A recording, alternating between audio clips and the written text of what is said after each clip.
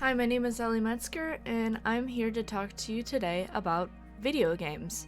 However, I'm going to be talking to you about video games from a rather unique angle, as I'm going to be discussing the soundtrack more than anything else in this video. So, the reason why I chose this topic is because video games have always been a passion of mine, and I feel like the music is one of the unsung heroes in the gaming industry that a lot of people don't really seem to appreciate or talk about. So today I have chosen a selection of various games of varying degrees of whether they had a bigger budget or a smaller budget, what style of game they are, as well as just what kind of tone or mood that they are trying to procure from its player audience. So for today I'm going to be talking about 5 different games. First we have Bloodborne from Software, Lethal League Blaze from Team Reptile, Stardew Valley from Concerned Ape, Journey from That Game Company, and The Sims 4 from EA. I've chosen these for a variety of reasons, and I will give my reasoning as well as a brief explanation of the game as I get to each one. From the creators of Dark Souls, we get Bloodborne. Bloodborne was released in 2015 and was a brave new venture for the company into a new territory. You see, a lot of the games, like Dark Souls, take place in more of a medieval era. They have some haunting elements, but overall it is more about this epic journey than anything else. In Bloodborne, you were thrown into a world where people are addicted to injecting blood into their stream. Amygdalas hang from the ceiling in this Lovecraftian horror-filled landscape. You don't know where you are. No, everything seems confusing, and it is definitely a beautiful yet macabre piece of media. The music in this game is incredible, honestly.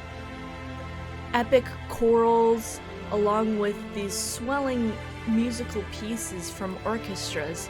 It is definitely worth playing if you are someone who is deep into Lovecraftian horror and enjoys that type of game, and enjoys a fair challenge. To give you an example of this, I will be playing you the score that plays when you fight a particular boss called Vicar Amelia. I will also leave in the game audio as well so you can hear just how haunting her cries are and how vicious and bloodthirsty she has become in her transformation. This is Bloodborne. This is the old blood.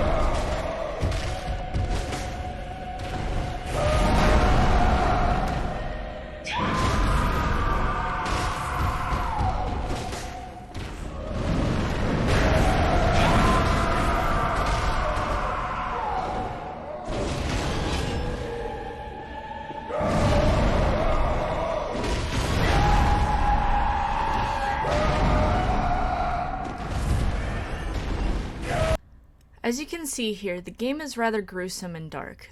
The song that plays during this fight emphasizes the daunting task of slaying the beast in front of you. The company who developed this game, which is From Software, is rather large and has a lot of resources for epic scale music. Because of that, they are able to hire large orchestras to play the songs that they put in this game. And because of it, it fits very perfectly for the setting to have beautiful, epic orchestral pieces done for it. If there's one thing that I appreciate the most about Lethal League Blaze, it's the music. It has some smooth, relaxed techno beats as well as some fun, upbeat, also techno ones. This coupled with the fun gameplay and art style makes it a bit of a hidden gem in my opinion. Not very many people know of this game. So the game is an arcade-style back and forth game where the goal is to hit a ball harder and faster each time that you hit it until it's going at these incredible speeds and hopefully knocks your opponent out. There's several different characters to choose from with their own unique ranges and strengths that they hit the ball at.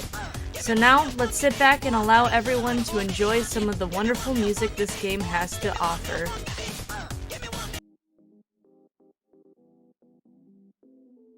Are you ready? Play ball! Hup, yeah, hup, yep, yeah, yeah, hup, hup, yep, yep, hup, yep, you, yeah, hup, yep, yep, hup, you, hup, yep,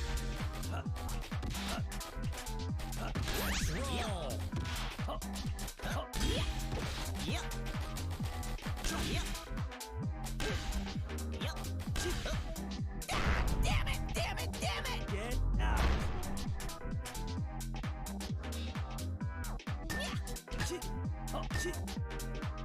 Yep. Yep. Yep. Yep. Yep. Yep. Yeah. Yep. Yep. Yeah.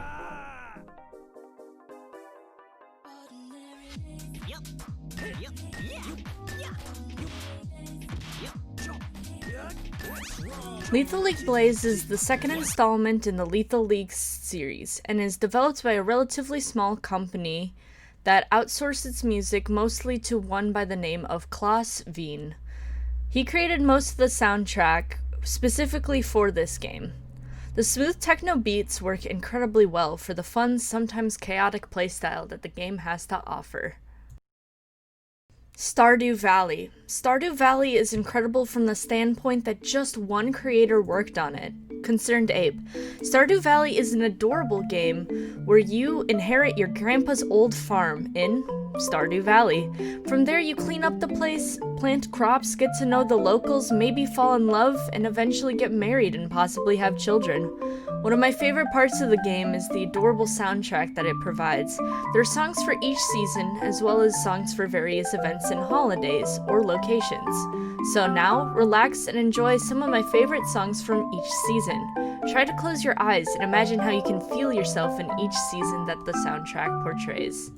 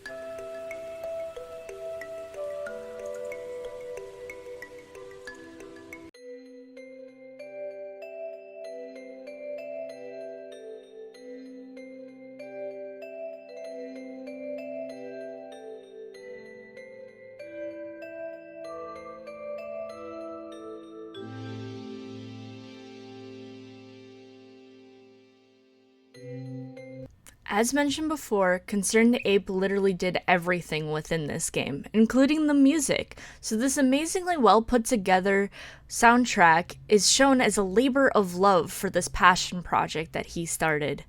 The use of the sitar in the summer soundtrack is one of my favorite aspects that is kind of unique in some ways. However, I will say overall, fall is probably my favorite season when it comes to the music. Journey is another indie game, which is the name for the games that are not made by large companies. It's made by a small company called That Game Company. It is a beautiful journey, no pun intended, that has no lines of dialogue throughout the entire game. It has one of the most unique multiplayer experiences I've ever had. You slowly make your way up to this mountain that you're traveling towards. If you run into another player, they will automatically join your game. There's no voice chat function, and you never really know who you travel with until you reach the end of the game. The only way you can communicate is using these small little pips and chirps your character makes if you hit a certain button. There's this beautiful, somber atmosphere to this game.